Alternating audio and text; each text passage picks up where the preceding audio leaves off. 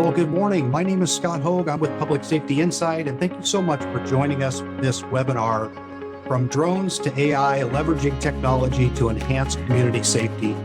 I want to start by saying thank you to Samsung for sponsoring this webinar, and also a special thank you to Chief Kennedy at the Chula Vista Police Department for allowing us time with her staff and her agency to take a sneak peek into the great work that they're doing when it comes to technology. As through the presentation today, if you have questions, please put those in the chat. We'll get to the questions at the end. Your questions are really valuable to us and will really contribute to the success of the webinar. So with that, I'll keep my introduction really short. I want to turn the time over now to Ed Handog of the Chula Vista Police Department. Ed, take it away. So I'm going to go ahead and share a presentation. It's going to be really short, just to kind of give everybody an idea of who we are and what we do. Like I said, I'm from the technology side, so our sworn side dreams it up, and we make it happen, sort of in the back end. Brief history: our journey to technology innovation started in 2016 when we passed the CLETS clearance for Cal DOJ for Office 365. It was a huge win for us because no one's done it yet. We saw the importance of moving from local documents to cloud documents. That was back in 2016. So we sort of helped pave the way for other agencies to follow. That way, it helps the modernization of their IT infrastructure move a lot more smoother because it's been approved. 2017, we did a CAD upgrade. Do you recall which system we used? Was it Hexagon? Do you recall, Lieutenant? You don't? Okay. Well, it was a really antiquated system. I know, for those of us that are in law enforcement out there, it's the kind that had the VCRs in the trunks, and you'd have to flip out the tapes and all that. So yeah, we're way beyond that now. So in 2017, we recognized early on how important mobile device deployment, how important it was for officers to be connected, and that's why we have a 1-to-1 ratio with officers that use mobile devices, such as the Samsung Xcover Pro. 2018 started the IT modernization and infrastructure resiliency. So please keep in mind that before you kind of start going and venturing into innovation, you have to make sure that the technology is readily available and that these resources are resilient and they're consistent. What I've found before getting into this role as manager is that a lot of morale is affected if technology isn't working the way that people expect it to. So what I like is when I don't hear anything that no complaints. I don't need a pat on the back. Just knowing that people can trust the technology and use the technology is enough for us and that we're doing our job behind the scenes. And back then, when we first started this, we were more of a 70-30 shop, meaning that 70% was in creating projects, but 30% was operational efficiency. So prior to getting into this role, I developed a plan to kind of flip it over to get operational efficiency. In 2022, we actually achieved 99.999% operational efficiency in IT. What that does is it leaves us room to troubleshoot all the other stuff that we're doing. DFR, things with Live 911, our dispatch, our comm center, the heartbeat of our city, making sure the watch commanders have access to all of their technology. So everything from the crime lab to the front office, we worked on that and achieved that goal, which is great because now we can do sort of the things that you'll be able to see today. Roughly around that time, we were working on collateral duties.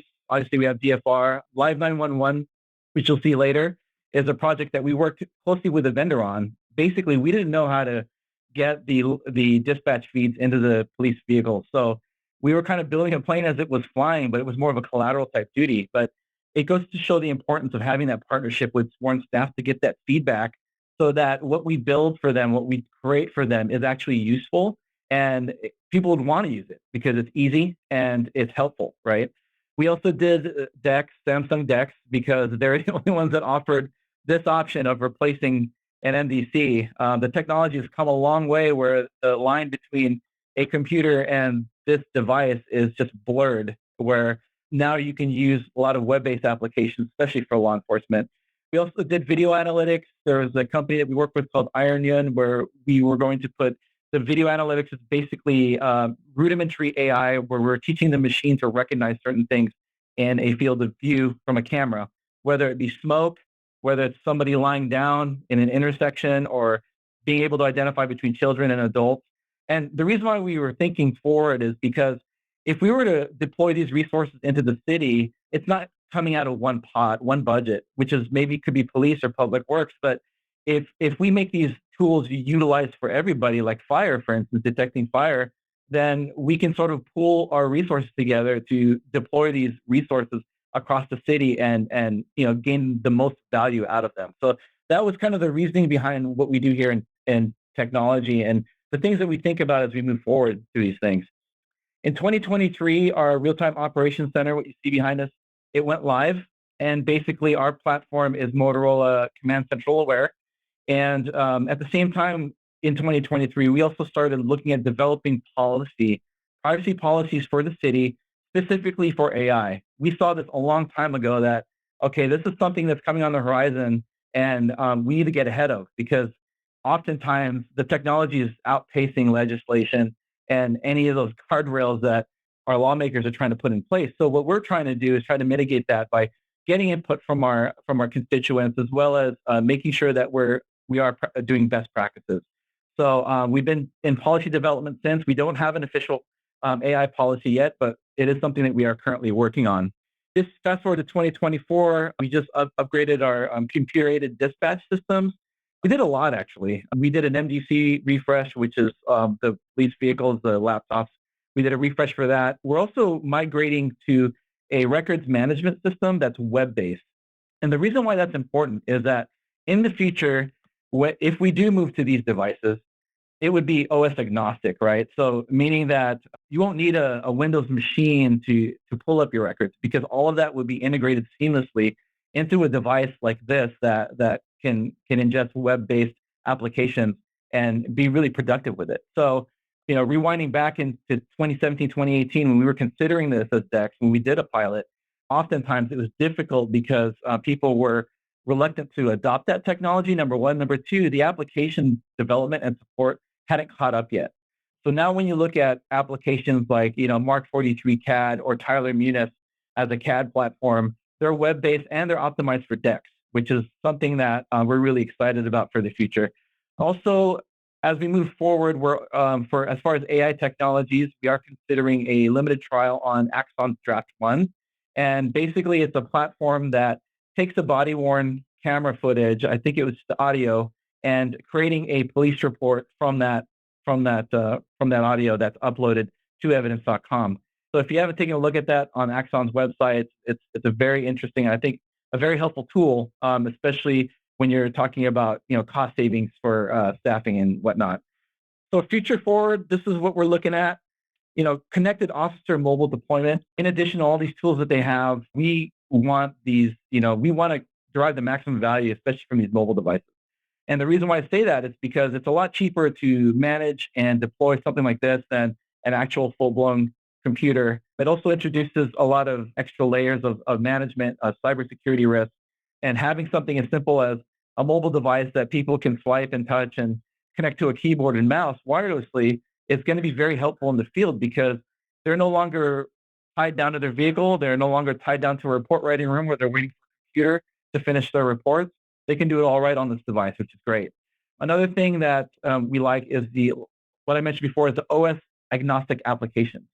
So now we're getting into applications that doesn't require a Macintosh, it doesn't require a Linux box, it doesn't require specifically a Windows machine.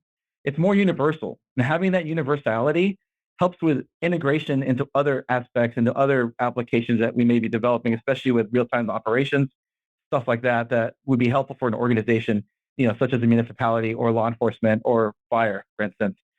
Another value that we see is a real-time language translation.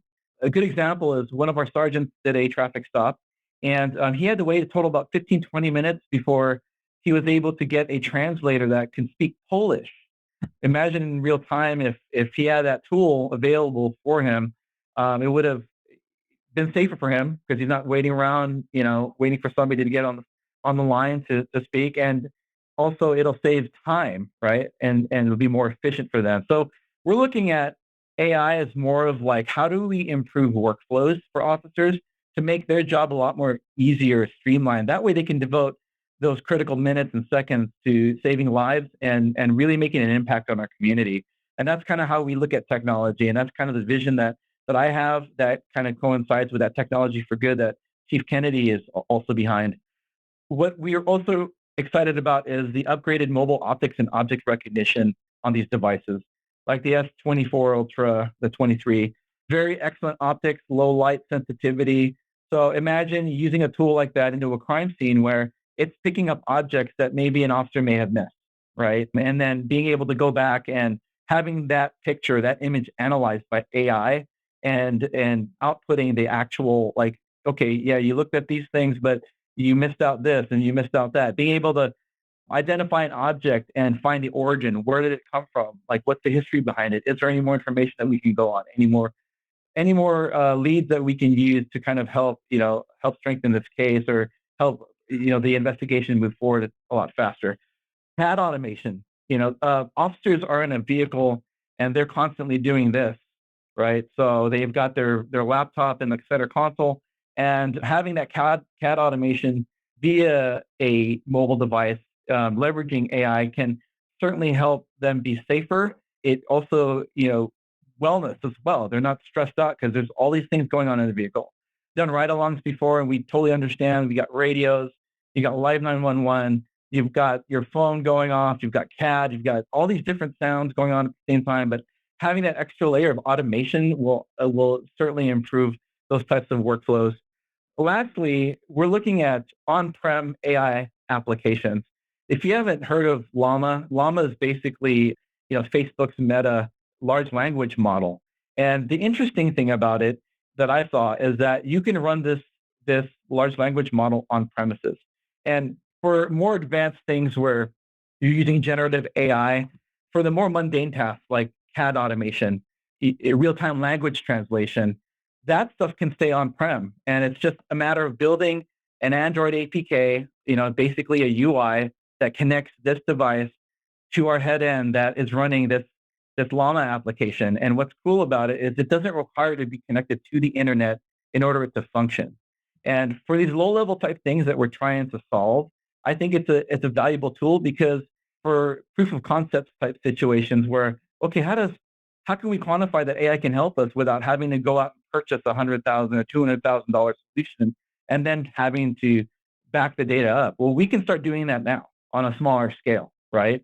Bringing that value through the use of technology and leveraging that technology will certainly help not only streamline performance, but it'll help the bottom line, and it also justify these kind of future purchases. With that, I'd like to turn the stage over to Lieutenant English, who's going to be talking more about our DFR program. While Ed gets this set up, let me introduce myself. My name is John English. I'm a lieutenant with the Chula Vista Police Department. Proudly served for 25 years, and happy that I'm going to be continuing here in my career. Looking forward to the future, specifically in the areas of technology integration. Really some amazing things on the cusp.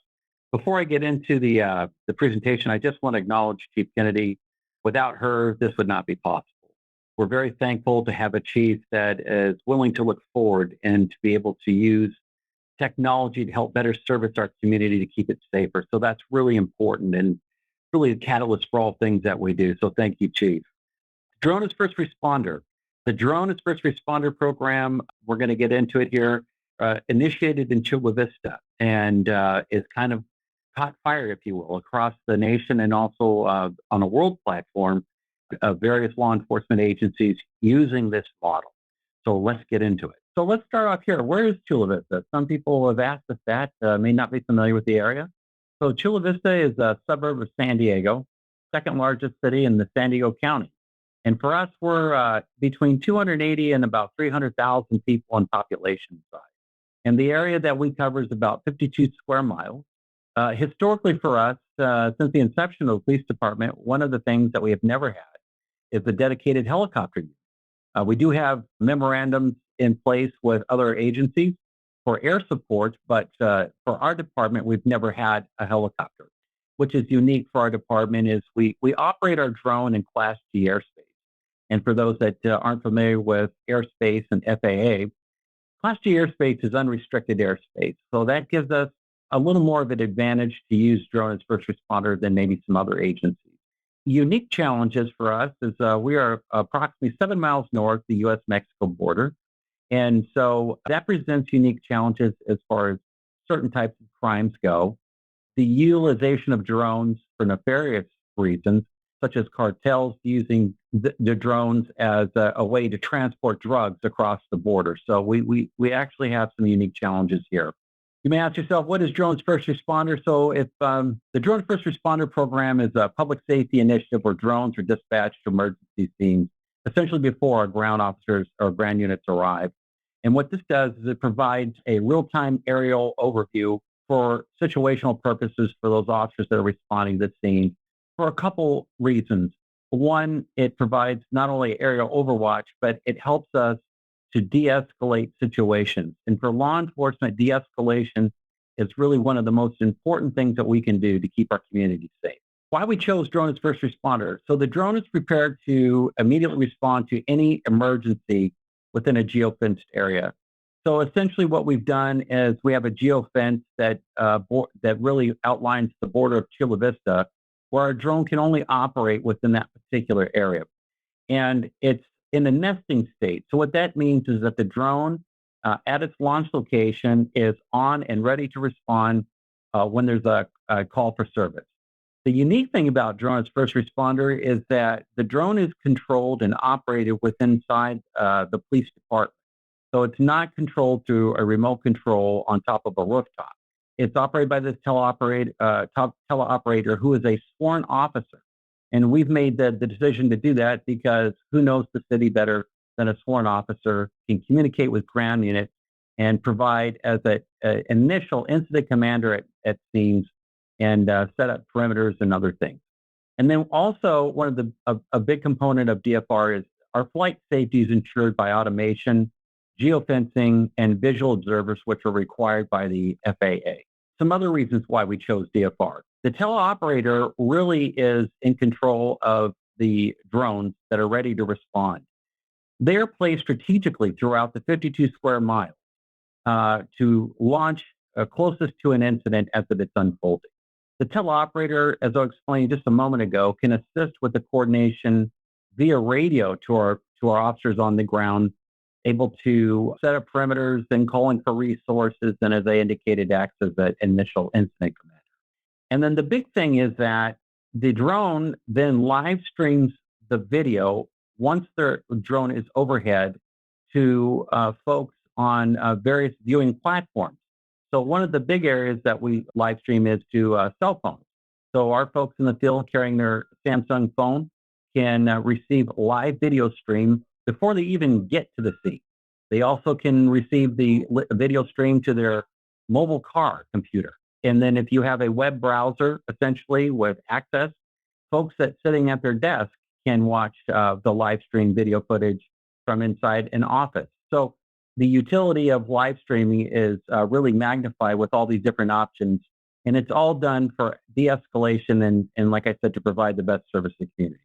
We're going to get into the introduction and overview. We're going to talk about the beginning, where we're at presently with our drone program, and then what's possibly in the future. So for us, in the beginning, we kind of stumbled into this. We were thankful in October of 2017, then President Trump signed in a directive to establish the UAS operations into what they call integrated pilot program, introducing drones into the airspace. And this was kind of a new thing. And so we happened to be chosen as one of 10 UAS testing sites, the only law enforcement agency that was participating in the program. And then later that year, we launched our first Chula Vista official DFR mission. One of the reasons why we implemented DFR. So in law enforcement, we have to be mindful that every situation different. The officers go to the scenes and they respond. And sometimes there's very critical decisions that are made. And the way that we practice in law enforcement is we learn something from every situation. In this particular incident, a neighboring agency responded to calls for service involving a person that was experiencing a mental health crisis. When the officers arrived on scene, the person with the crisis took an object, took a shooting platform and pointed at the officers. Unfortunately for us and the officers involved, and for this man, his life was taken. The officers were involved in the shooting. And then as a result, there was a lot of community protest. And so our chief then, as a captain, approached the lieutenant cadre and challenged us to come up with an effective strategy. How could we do something and provide better de-escalation tools? This is really where the idea of drones came up. Can we integrate this into our police work, and what would it take? So we took the task. We began with a working group and identified the rules and regulations associated with the FAA and took small steps towards our program. And in 2018, as indicated, we took our first DFR flight, which is much different than the way it looks today. But we essentially had one launch location. Our mentality here with this program and with our technology pieces is really a crawl, walk, and run mentality. Take things slow, be able to identify areas that we need to improve. So we start out one launch site here at the police department. And as you can imagine, if you have one launch location, it has its limitations. And so we were operating by the rooftop instead of inside the police department as a teleoperating system. We were operating on a 1 mile lineup site. So if you can think about a 1 mile radius, that's not too far. But we started to develop some really good wins. And of course, at the time, we were looking for a telepresence company to help us out. And that's essentially the software that allows us to fly through the internet. And there was a company that was operating in Sonata, Mexico. We began to work with them and collaborate. And Motorola eventually purchased Cape. And so the telepresence session we use is through Motorola Cape. And essentially that's what allows us to live stream our video to the various viewing platforms. And probably one of the most tedious things that we're required to do by the FAA is to track our flight data and report it. So this was done manually in 2018. This is an overview of our city and really the one launch site that we're operating of and kind of the area that we were operating within. So it was very limited in scope. Today, our present drone deployment works really in a three-prong approach. We have a drone as first responder, we have tactical flights, and then we also have tactical integration with our SWAT team. So our program consists of 2 full-time teleoperators. We have a program manager, a supervisor, and 25 other UAS collateral pilots. Everybody in the program, including the chief, my captain, and to our folks that are in the field, are all certified 107 pilots to the FAA. If you didn't know it, the FAA considers these as actual aircraft and make no distinction between this and, let's say, a 737 aircraft. So we all had to go to flight school and pass. On occasions with the tactical flights, we're able to launch from the back of our patrol cars. And then when needs be, if we have to integrate with a tactical team, we can actually fly our drones inside residents or commercial buildings in order to clear out the space to identify any potential targets before they actually make entry. Our present day DFR operations, we operate citywide at 4 locations strategically placed through the city, our launch sites. We operate 7 days a week, and on the weekends, we operate up until midnight. Our pilots teleoperate. We use a third-party vendor to staff our rooftop, which is a requirement by the FAA. That company is Flying Lion, and so they provide us with these, what they're called pits. We operate under a jurisdictional BDLOS COA that allows us to fly beyond 3 miles line of sight. We also have secured what they call a 1-to-2 waiver, which allows us to launch 2 DFR drones off 1 rooftop. And this is critically important because if you can imagine, sometimes crime scenes can go on for a while and allows us to essentially leapfrog 1 drone with the other. So before bringing the first drone back, we can send a second one, get the overall aerial perspective, and then bring it back for a battery swap, what have you. So that really helps for program effectiveness. And then, of course, all the video is then live streamed through Motorola Cape. We also work with Live 911, which is an essential part of the DFR program. Live 911 is a web-based application where officers, dispatchers, essentially anybody with the proper credentials can log in this web-based application, and the officers can hear the actual 911 call coming into our comm center. Traditional law enforcement, an officer driving around the patrol car would have to wait to be dispatched. But in this case, we're able to hear the actual 911 call. And the benefits is that we can hear the updates as we're driving to a call. The call location is actually immediately identified for us, and we can see in relation to where the victim is at or whoever is calling us, where they are actually on a map so we can find them. And then we also have what we call Campus Alert. And Campus Alert is set in place for all our schools within our school district. If a priority call comes in from the school, that call is given priority, everything else drops, and we're able to listen to it in real time and get our resources there quickly. So how this works is we'll listen to the call on, let's say, Live 911. The teleoperator is listening to it, picks the appropriate launch site, notifies the remote piloting command on top of the roof. That drone then launches, gets overhead, and then provides the live stream video to the officers in the field. What we're looking at here now is the actual coverage. So in each circle, in the center of each circle is essentially where a launch site is located, providing us the ability to cover the 52 square miles within Chula Vista. And so we launch from Chula Vista Police Department, Bayview Hospital, Sharp Hospital, and Spring Hill Suites in the city. So one of the most important things about the program also is the hardware and software component. So for our DFR missions, we fly DJI Matrice 300 and Matrice 350, and our camera gimbal is the H20T and H20N. And what the most effective thing about the drone is the actual camera that's on board. So we're able to see from 400 feet up in the air. We have a 200 times zoom, which allows us to get in very close where we can monitor somebody's hands and identify objects. And so this allows us to confirm or dispel initial information that may have been received by our communication center. And essentially, that camera is used for de-escalation purposes. If you can put yourself in a patrol car rolling to an emergency and the initial call is that somebody has a gun, and to be able to use that camera to look at somebody's hands and verify, oh no, it's just a cell phone, that really changes a whole lot of things on your approach. So this is what the drone and the camera provide us. As far as the software is concerned, all of our flight data is managed by Air Data.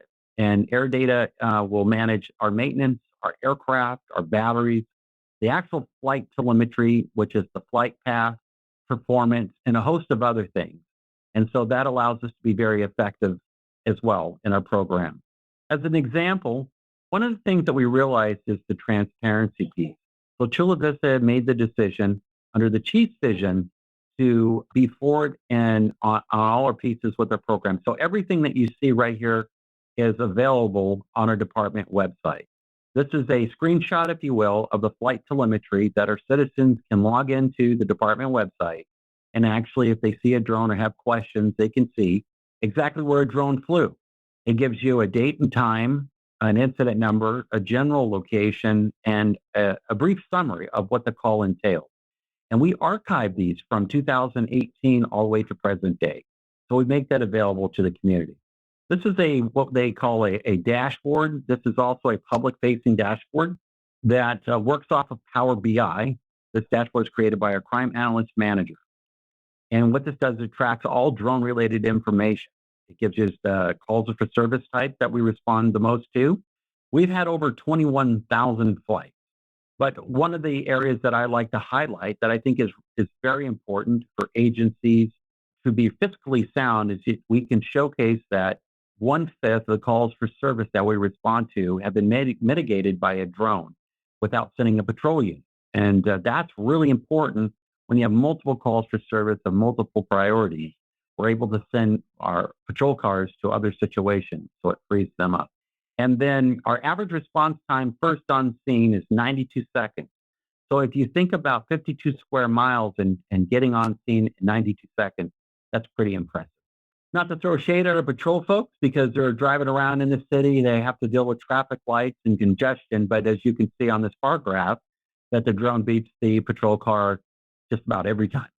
The hardware and maintenance side, as mentioned, our telepresence software trusted partner is through Motorola Cape, which provides the real-time video streaming. Also allows us to do autonomous flight paths. So within the software, our teleoperating pilot can either choose to fly there to a situation manually, or they can essentially drop a pin placement on a map and the drone will actually fly to it.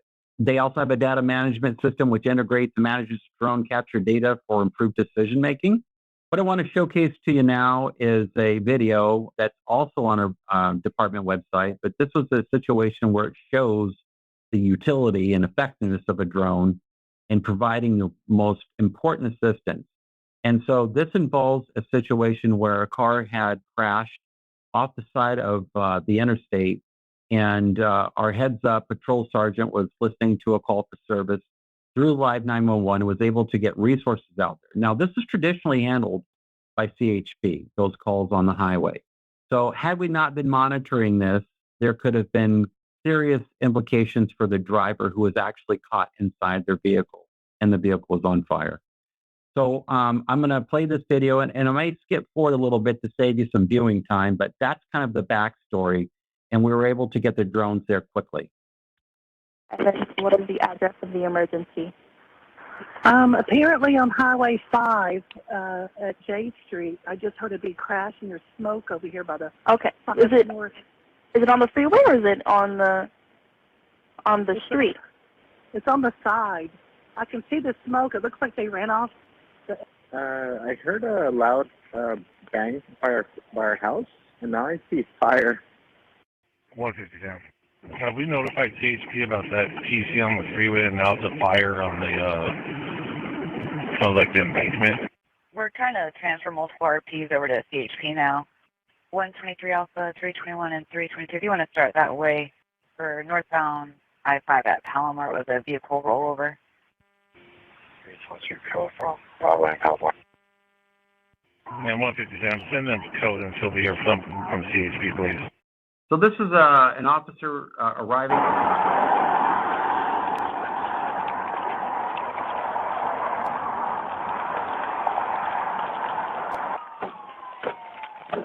322, smashing the back window, someone's still trapped inside.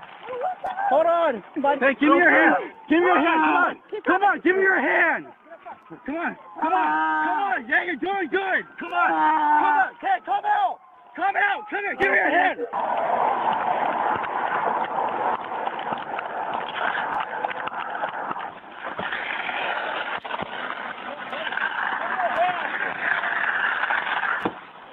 Watch out, man. Watch out, stop. Come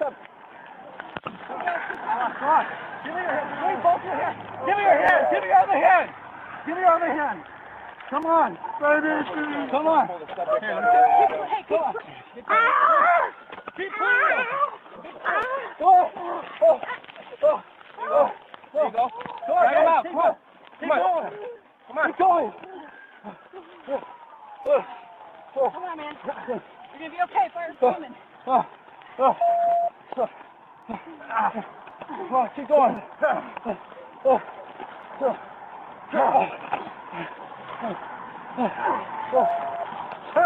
on, keep going.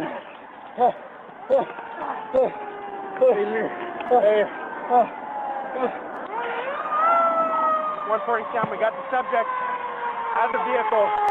Vehicle fully engulfed again.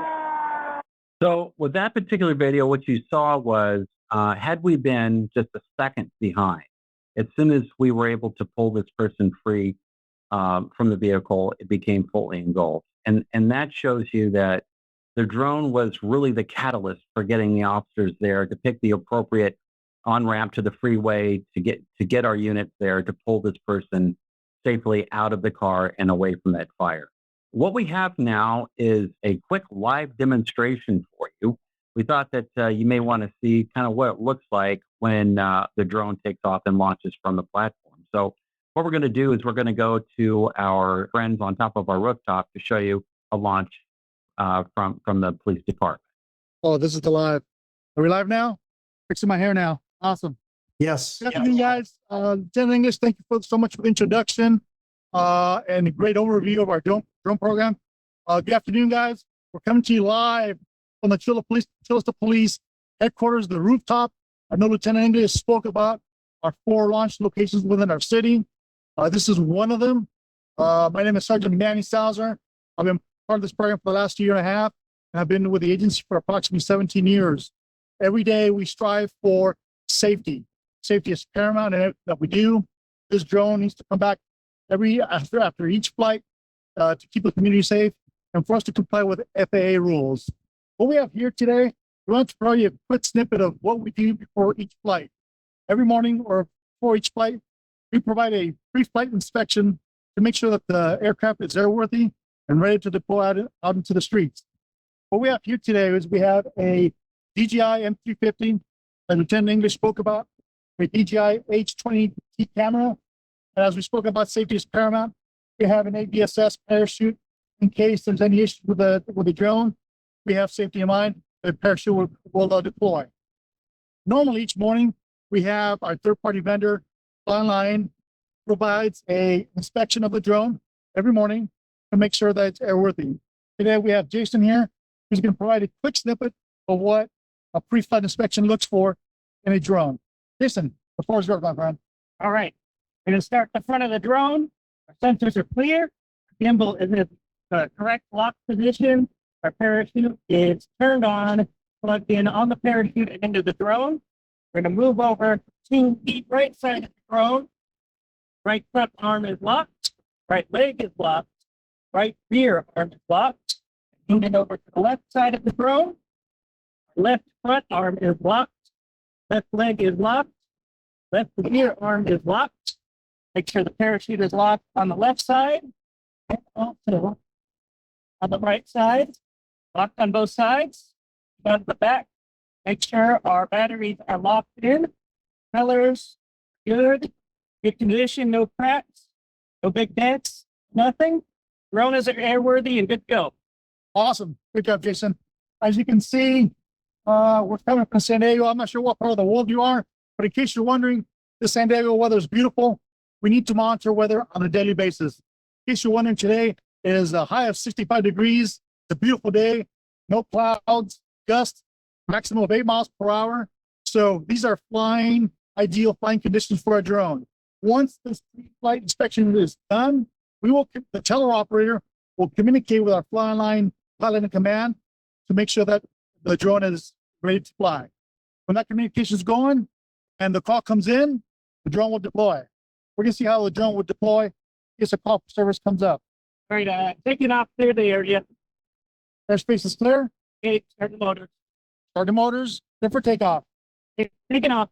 At this point, our pilot in command would communicate with our teleoperator and let her know that we're up in the air and he can fly the drone to the location where the call for service was received.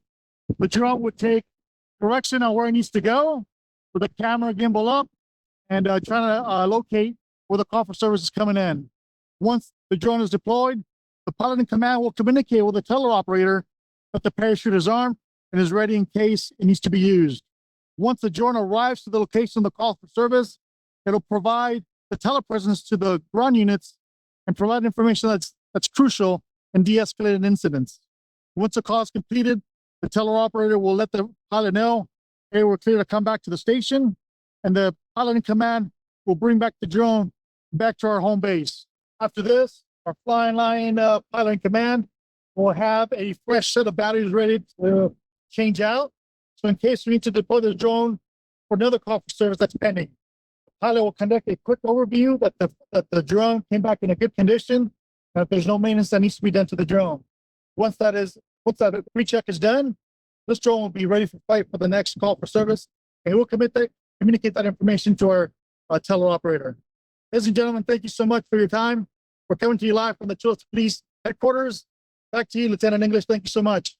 Thank you to Sergeant Salazar and his team for giving us that live demonstration. You can kind of see, and as you put the pieces together and conceptualize how the operation works in real time. Let's talk about some typical challenges, right? So with any program, there are always going to be challenges that you face implementing something, especially like technology. So for us, we realize there are airspace restrictions. That is a challenge. And although we operate in Class G unrestricted airspace, so other agencies implementing the same program that have greater airspace restrictions, specifically if those cities are closer to airports. One of the other challenges is working with the FAA because it's a very slow, antiquated process. We have some really good folks at the FAA are on the drone side that are really help pushing the drone initiative to speed paperwork up and things. You know, to be quite honest, I think the FAA is still trying to figure out where drones fit in the aircraft box, if you will. The FAA does not consider this aircraft that we fly to be any different than, let's say, a 737 commercial airplane. So that's an important thing to understand. And we always want to ensure safety. There's also and can be connectivity issues. Obviously, we're operating through the internet. And as you see, sometimes it gets a little patchy. If you're working, let's say, through city-owned infrastructure where you can go into the network that provides a greater connectivity. But if you're working off-site, like at some of the other launch locations, you could possibly have some connection issues because you're going through a cradle point system. Obviously, there's folks in the community that can have public concerns. And this is where you make them a part of the program. It's about engaging them in dialogue before you actually introduce a piece of technology, specifically as it applies to law enforcement. Chief Kennedy and her command team were excellent at this by bringing this idea to the community and allowing all stakeholders to engage in conversation. Obviously, there's state and federal legislation with drones. I won't go into too far into this, but there are actually legislation on the table looking at to ban certain drones for use here in the United States. And then also, funding can be an issue for certain agencies. Most cities have a defined budget for a year, and typically, if an innovative program isn't, research vetted and discussed, more than likely they're not going to have a funding for it, right? So we have to be fiscally sound with taxpayer dollars, and so funding can be an issue. But I'm under the impression and believe if you're willing to do it, you can find a way. For us, we didn't have a line item budget for several years, and we worked really in putting in requests through a nonprofit police foundation here at the police department who basically provided us a lot of our hardware. So we want to thank them publicly for all the nice work that they did for us. So moving on, let's talk about some lessons learned, right? So DFR is one of the best tools available to de-escalate for law enforcement. That's really the driving catalyst here. And as I mentioned this, safety is the number one thing. We want to make sure the community is safe, and we also want to make sure that our officers that are responding to calls for service are safe. We need to engage stakeholders early. And I touched on this earlier, but no program will be successful unless you develop those partnerships with communities to allow people the opportunity to speak into your program. One of the things that we did early was, like I said, to engage folks. We heard our community very, very clearly. They told us, hey, we never want the drones to be weaponized. We don't want to be randomly surveilled. So a critical piece to our program is that we only fly to calls for service that come in to our comm center. And that is large in part because we listened to the community and made that part of our program. Being transparent, right? So a lot of folks have questions. What are the police doing with that? And so it's up to law enforcement to engage all stakeholders, community, and make those programs available via, let's say, web access through department websites, to explain the programs, to answer questions, to engage at various venues in the community, to open the dialogue up so people understand. And this is all part of the transparency piece. We also want to create strong safety assessments and maintenance plans for our aircraft. Obviously, safety is priority. For us, we, as you saw there on the rooftop with Sergeant Salazar, we incorporate parachutes. It's just another layer in case there is a drone failure. And then, of course, we have a replacement schedule because these aircraft obviously have a certain amount of life. And with anything that we do here at the police department, we're very deliberate about our actions. We take the mentality of crawl, walk, and run. I would say that comfortably we're in a walking stage, but we also realize, because as being the innovators and pioneers of the DFR program, there's a lot of bright light on it. So we realize that one misstep on our part could really be catastrophic for the rest of the nation and other programs. So we have to be very deliberate with everything that we do, ensuring safety along the way. What DFR does is it provides real-time, valuable intel to responding first responders. It also de-escalates rapidly evolving situations, and we confirm and dispel or expand on the first information that we receive. Additionally, we're able to allocate valuable resources at crime scenes. We provide a bird's eye view to supervisors, command staff, to various viewing platforms when an incident occurs. And essentially, it makes our first responders and community much safer. What DFR does not do, we do not conduct random surveillance on the community. And I touched a little bit on this. Our drones are not weaponized. We don't do facial recognition. We do not do automated license plate reading with our drones. We'll never put the community at risk. We do not share information with China or other outside government agencies. Our program has end-to-end encryption, and through that encryption process, all the live data that we're streaming only touches American servers, only United States-based servers, so it doesn't go anywhere other than the U.S. And in relation to helicopter units, it doesn't cost too much. A regular Bell helicopter, one, will cost you over $1 million. Our program in its entirety, I would say, is about that much. So there's much benefits on the cost side. Let's talk about what's next. I always like talking about planning ahead, right? So we have to look forward into the future and develop the technology. So what we see moving forward is fully autonomous drones in the box with AI capabilities. We would like to put all of our drones at fire stations. And why that's critically important is that fire departments are always included into community development. So anytime a community is being built, populations are considered. And so this would be like a central place for our drones to service various parts of the community. And then working with CAD-enabled software so the drone can receive the information while it's contained inside of a box. It can launch, it can get overseen, and provide the aerial coverage that basically the same practice that we're doing now. Let's talk about this even further. Technology moving forward as it applies to AI.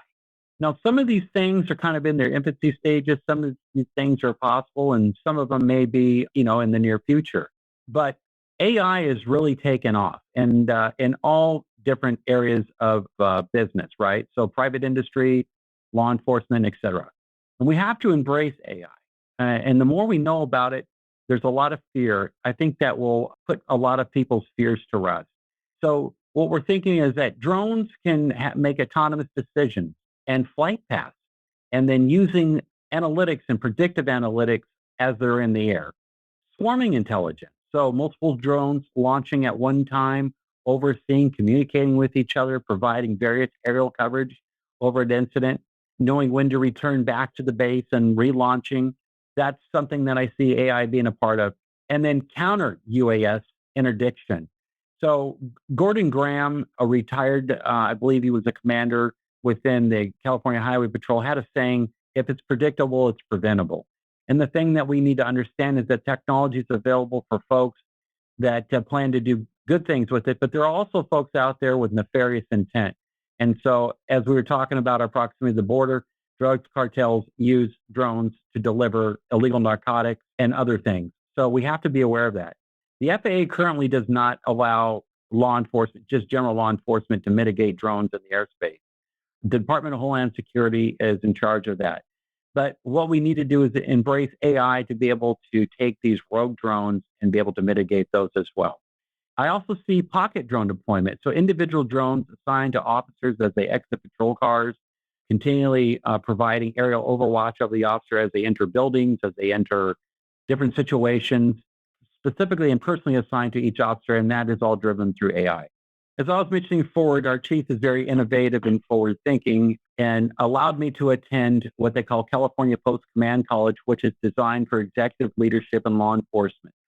The whole premise behind this program is to take law enforcement leaders to look toward the future using forecasting, looking at trends and events to identify problematic areas that law enforcement could be facing in the future, projected, let's say, 10 years out.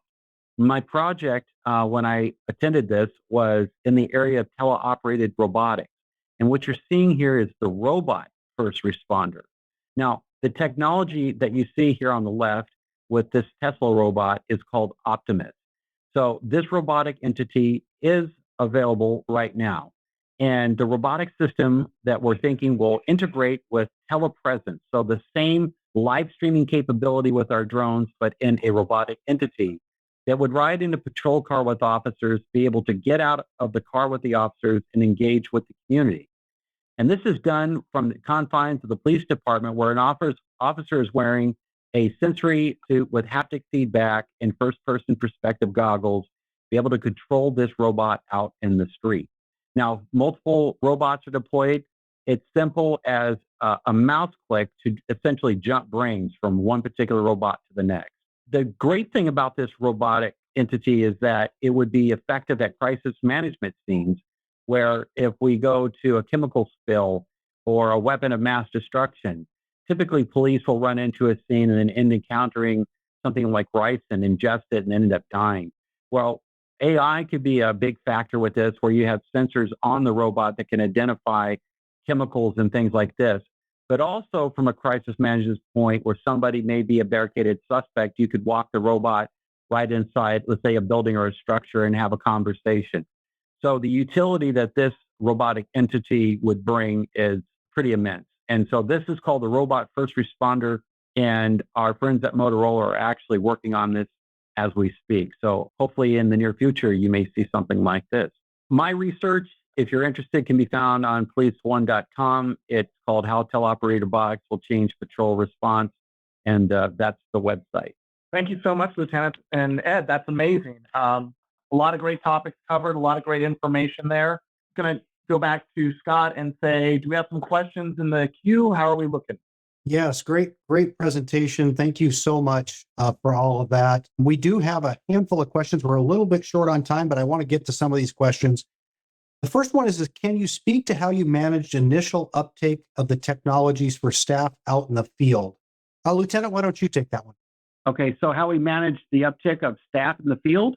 So we include them into the transparency piece too, right? So the chief does a fantastic job conveying her thoughts and her program ideas throughout the entire department.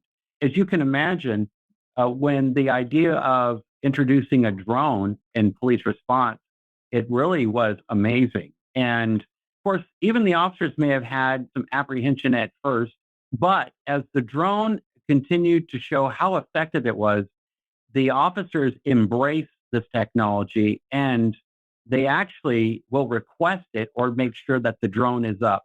And what that does is it provides them the aerial overwatch at scenes, but it also provides them another layer of accountability, right? So it really works twofold. The officers really embrace this technology. Can also interject on that as well. So when I first started working at Chula Vista PD, our officer orientation with technology was roughly 20 minutes. Now it's 4 hours. So if you can imagine, all of our new officers that come in through, we're constantly updating our training materials to expose the officers to the technology that's available to them. That way, when they see it later on in future trainings or they see it around the building, they know what that is and they know where to look for help if they need help with that technology. So we try to make technology as accessible as possible, and also the technology unit as approachable as possible, so that they're not afraid to ask these questions. Perfect. The next question is are there any concerns regarding the digital evidence generated from the drone footage for judicial purposes? Yeah, that's a great question. The Chula Vista Police Department treats all evidence, video evidence, any video collection as evidence. And we secure that within a safety in a cloud system. And so we don't release that out to the public. And so anything could be tied to a crime case. And so we want to make sure that when we do get the video, that it's made available for the district attorney for prosecution purposes. But all video is treated as evidence within our police department. Perfect. Just got two more questions here.